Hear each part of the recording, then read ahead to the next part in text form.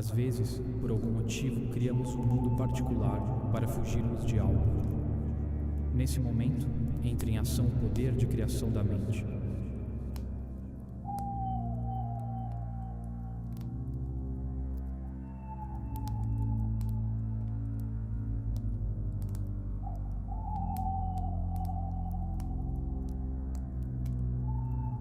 Me chamo Victor Carroll. Não sou padre. Minha religiosidade é instável, mas não sou cético. Por anos, acreditei somente no que os meus olhos podiam ver, mas descobri que há muito mais coisas para além do que eles podem enxergar.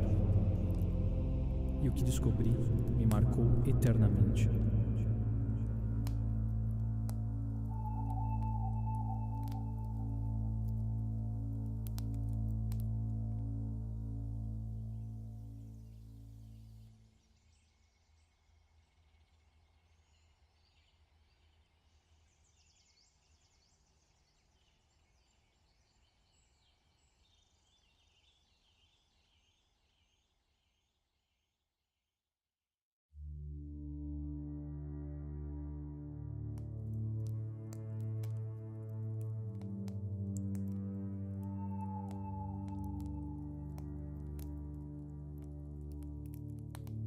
Neste momento, a luz de uma vela e as sombras de minha alma são as melhores testemunhas de meu ser atual. A história que irei relatar tem um fundo de verdade, de um acontecimento que vivenciei há algum tempo e que ainda surte efeito em mim, e que continuará pela minha eternidade. Um fato que marcou profundamente a minha vida. Após receber uma notícia desagradável, fui atrás de informações sobre o bairro da Liberdade, localizado em São Paulo. Não era pelo bairro em si, mas por um fato presente nele. É um lugar com uma história sombria e com casos sobrenaturais.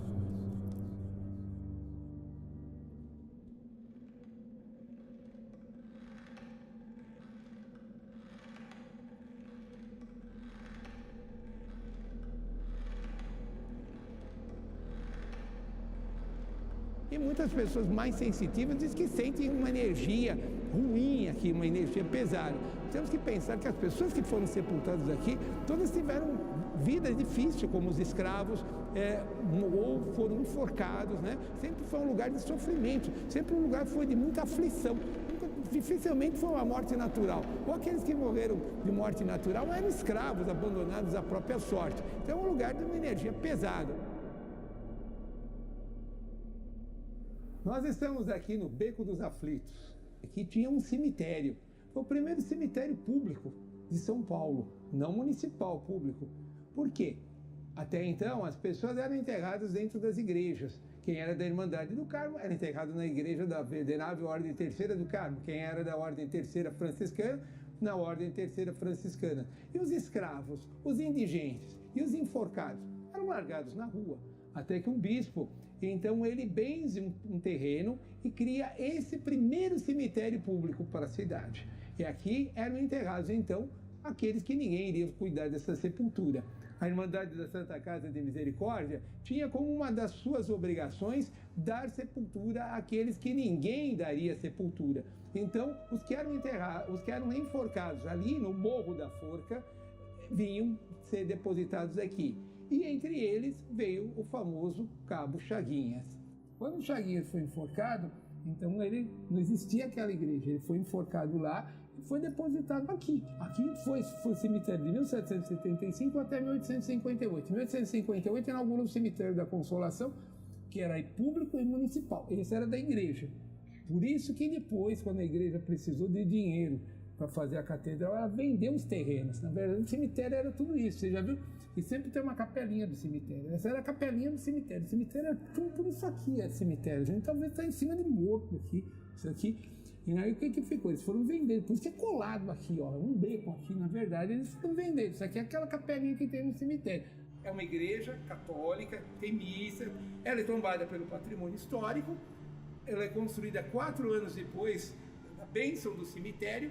Aí em 1858 inaugurou o cemitério público municipal da Consolação e proibiu enterrar em qualquer outro lugar, dentro de igreja, aqui, e aí o cemitério morreu.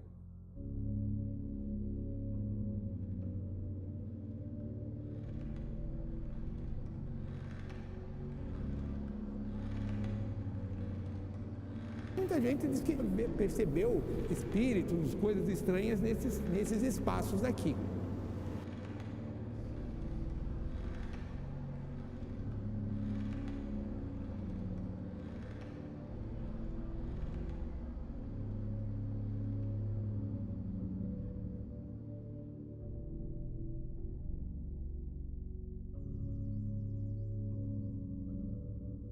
Poucos sabem, talvez, que nesse local ficava um morro, e nesse morro ficava a forca. Sim, nós tivemos pena de morte no Brasil, e algumas bem cruéis.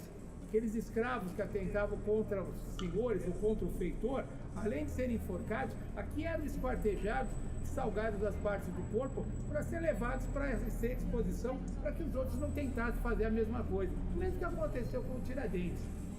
Em 1821, um cabo, nascido em São Paulo, mas que comandava uma unidade em Santos, foi acusado de rebelião contra o governo. Ainda estamos falando do Brasil colônia. E ele tinha que ser enforcado na sua cidade, que ficava de pendurado para servir de lição para as pessoas e mostrar que a justiça tinha sido feita. Só que esse homem se dizia inocente. O apelido dele era Chaguinhas. E ele então veio para ser enforcado. Ele dizia: sou inocente. Corda arrebenta a primeira vez e o pessoal: nossa, alguma coisa estranha. Não, ele tem que ser enforcado. Foi pendurado uma segunda vez e o pessoal: não, aí tem alguma coisa. Se o homem se diz inocente, a corda arrebenta. Então, sinal que ele é inocente. Mas aí os portugueses têm duas versões. Uma que pegaram um laço de couro do carreiro, outra que ele foi morto a coronhada. Mas foi morto de uma forma brutal e se dizendo inocente. Foi levado para ser sepultado no cemitério dos escravos, mas o povo, diante de tanta crueldade, começou a acender velas aqui. Uma cruz, começou a acender velas, e as velas não apagavam, as pessoas começaram a conseguir graças, e um já levanta uma capelinha maior, outra capelinha maior, até que em 1921 nós temos essa igreja. Ela é uma igreja católica, apostólica, romana, tem missas, tem todas as cerimônias católicas, e aqui as pessoas, principalmente as segundas e as sextas-feiras, um dia que a igreja católica dedica as orações pelas almas do purgatório, as pessoas vêm acender velas pelas almas e para minorar o sofrimento das almas e para que as almas também aliviem os seus sofrimentos. Por isso, a igreja de Santa Cruz das Almas dos Enforcados.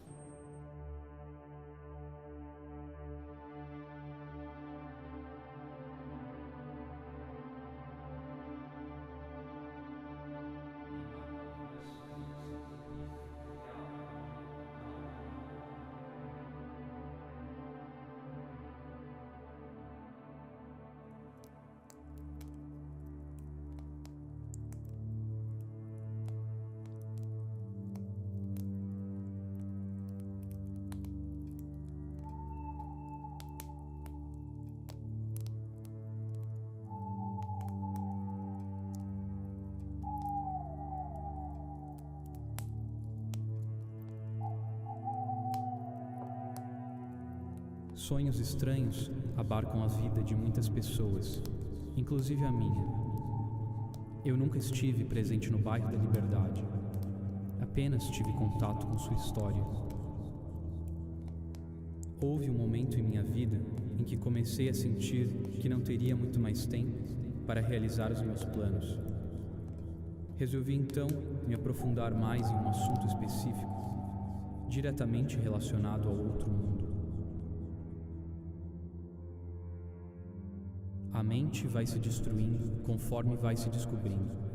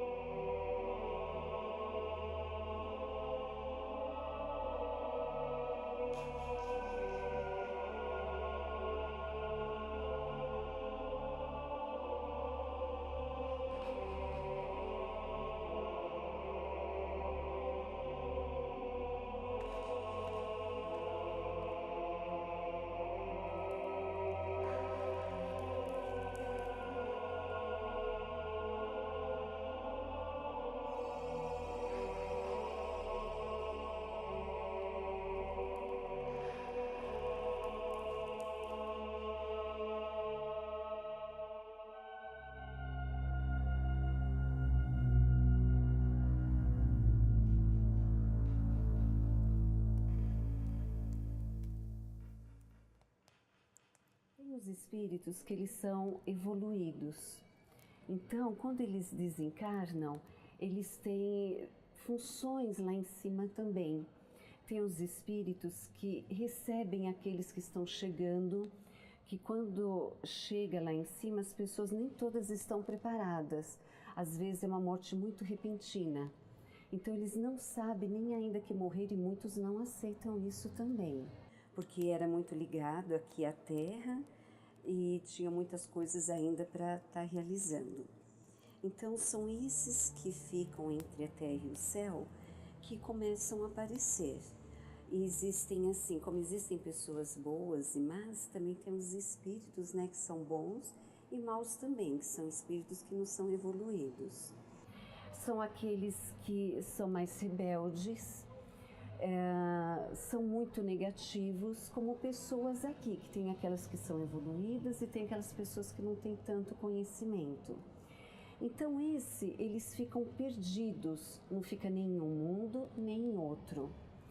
Então alguns eles ficam, mas é porque eles precisam de ajuda, precisa de uma luz, de uma vela, uma oração. Tem pessoas até que celebram missa também, que acham que estão precisando.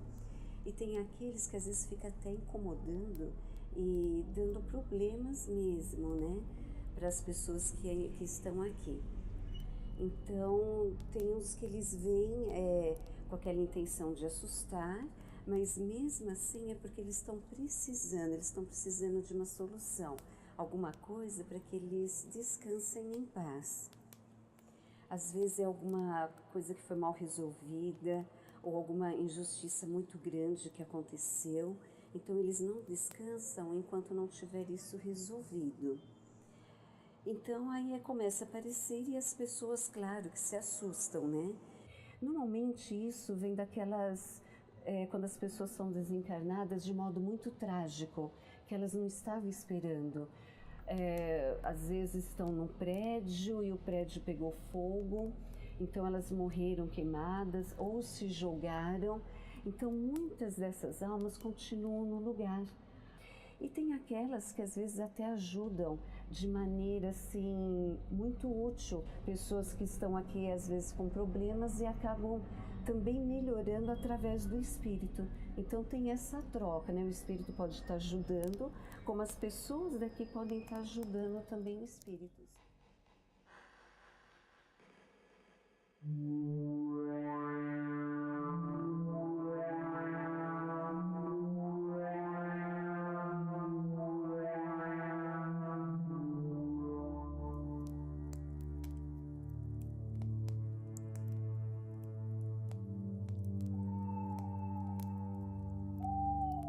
Quando eu tive certeza de que a escuridão da terra seria minha eterna e misteriosa companheira, resolvi não chorar, mas mergulhar de vez em meus sonhos e em minha mente.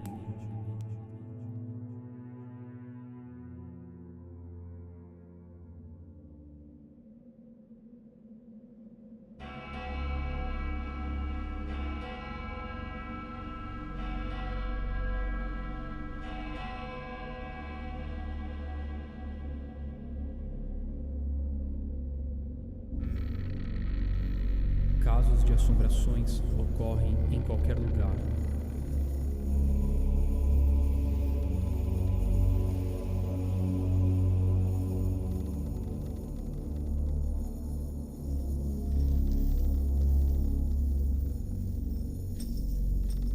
Existe um caso muito famoso no Cemitério da Consolação em São Paulo. Muitos contam que quando uma das filhas do comendador Hermelino Matarazzo estava sendo enterrada no mausoléu da família, um dos coveiros, o mais jovem, desmaiou no meio de todas as pessoas e começou a sangrar. Na época, ele tinha apenas 23 anos, estava no emprego há 2 meses. Até hoje, não descobriram a causa da morte. Muitas pessoas dizem que escutam gritos de lamentações perto do mausoléu. Outras dizem ter visto o coveiro sentado por ali, olhando para o belo mausoléu do comendador.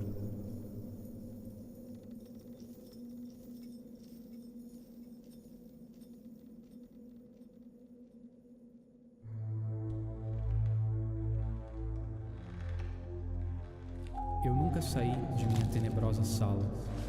Apenas o que minha mente criou para me manter vivo que pôde ser visto. Tudo o que escutei é verdadeiro, mas por onde minha alma caminhou, apenas os locais são reais. Chaguinhas é uma assombração com fama própria, pertencente a um lugar sombrio e que leva a outro, também sombrio.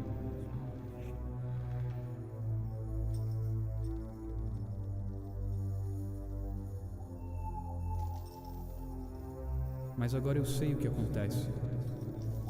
Espíritos podem estar em qualquer lugar, inclusive na sua frente.